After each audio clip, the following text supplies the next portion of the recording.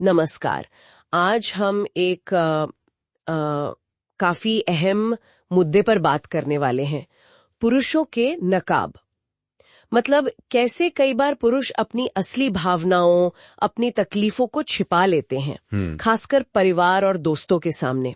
और ये चर्चा लुइस होविस की किताब द मास्क ऑफ मैस्कुलिनिटी पर मिस्टर अभिषेक मोहन के विश्लेषण से प्रेरित है। जी बिल्कुल। और ये बहुत रिलेटेबल टॉपिक है मुझे लगता है। हाँ। ये जो नकाब हैं, जैसा विश्लेषण में बताया गया है, ये सिर्फ ऊपरी दिखावा नहीं है। नहीं। समाज अक्सर कहता है ना, मर्द बनो, रो मत। हाँ बिल्कुल, मजबूत रहो। वही।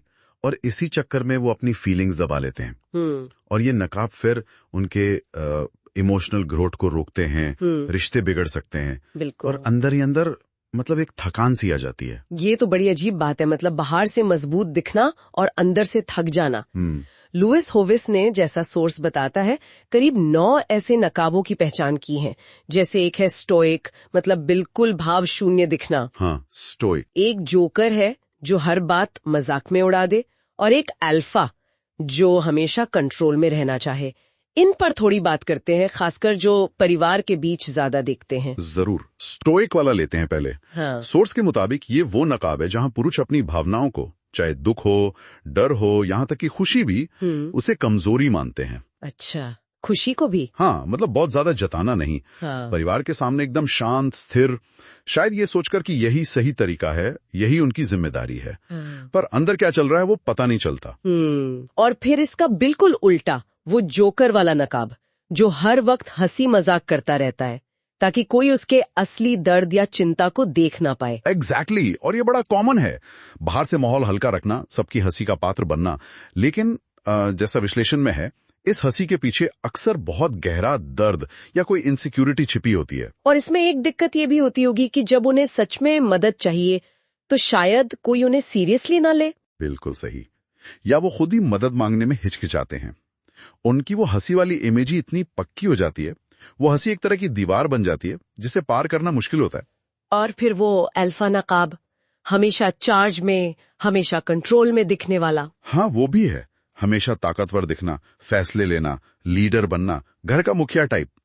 लेकिन सोर्स कहता है कि ये जो कंट्रोल दिखाने की कोशिश है ना, ये अक्सर अंदर की किसी असुरक्षा या खालीपन से आती है। अच्छा। जी।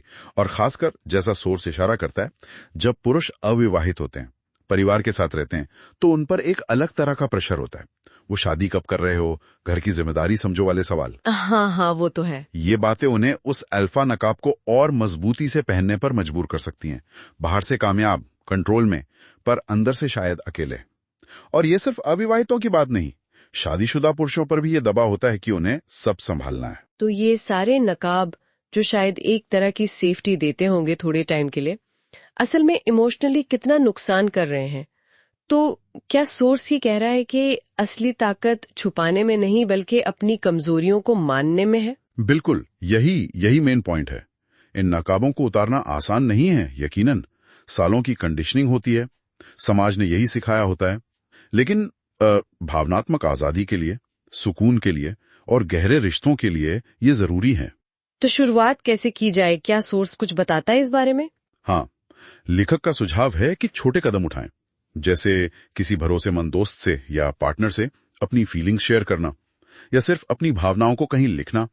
और अगर जरूरत महसूस हो तो प्रोफेशनल हेल्प लेने में कोई हर्ज नहीं है, बल्कि ये एक मजबूती की निशानी है। तो ये समझना कि समाज की उम्मीदें कैसे पुरुषों को अपनी भावनाएं छिपाने पर मजबूर करती हैं, ये बहुत जरूरी है।